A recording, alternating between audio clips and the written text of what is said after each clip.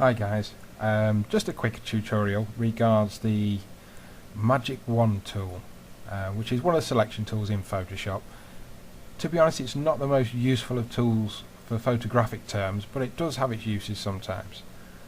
Although it's a simple tool, there are some settings which I think some people don't quite understand and do get a little bit frustrated with. One of those is the tolerance and the other is contiguous. Now I'm just going to set this tolerance to 0. Now if I take my Magic Wand tool and make a selection at this top left hand corner, you can see what a tiny strip it's actually selected, because it's determined the area that I selected as a source, there's only that very thin margin that is exactly the same shade. Now if I Control D to deselect and I change this tolerance from 0 to 25 and I select roughly the same area, you can see how much wider of an area it's selected because I've allowed more of a tolerance. This is basically telling Photoshop it can allow a certain degree of differential between the colour I actually select and what it chooses to include within the selection. So if I increase that, for example, to 75, Control D to deselect, and select roughly the same area, you'll see we'll have an even wider selection because I've increased the tolerance.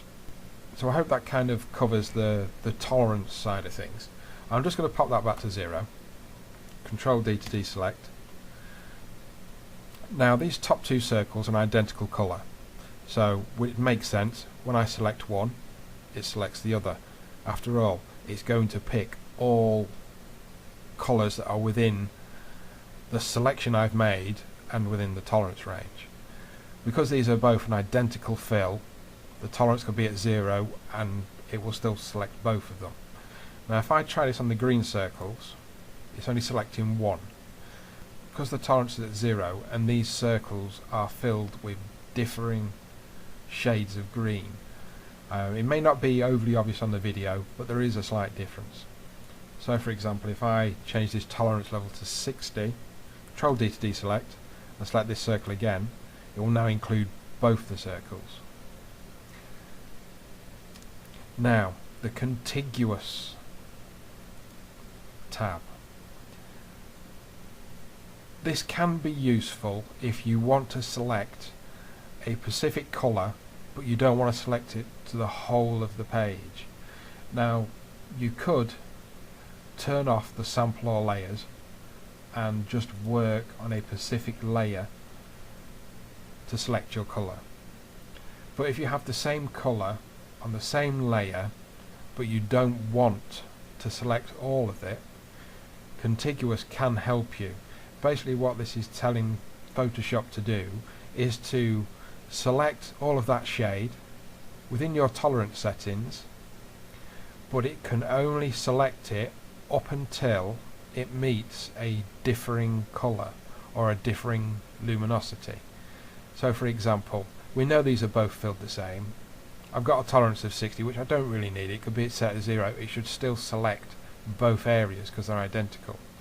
But with Contiguous ticked, it will only select the one because it's meeting an area of a different colour it can't get across. Now if I was to example take a paintbrush, I'm going to hold down my Alt key so I can sample this colour, and I'm going to draw a bridge between these two boxes. Now if I go back to the Magic Wand tool, we're still on Contiguous, and I make the selection, it will now select all of it because that colour has been bridged. So it has selected all of this shade within my tolerance range because there is no other colour between it to stop it. I'm just going to undo that. Now if you're watching this via YouTube, obviously you won't have access to this file.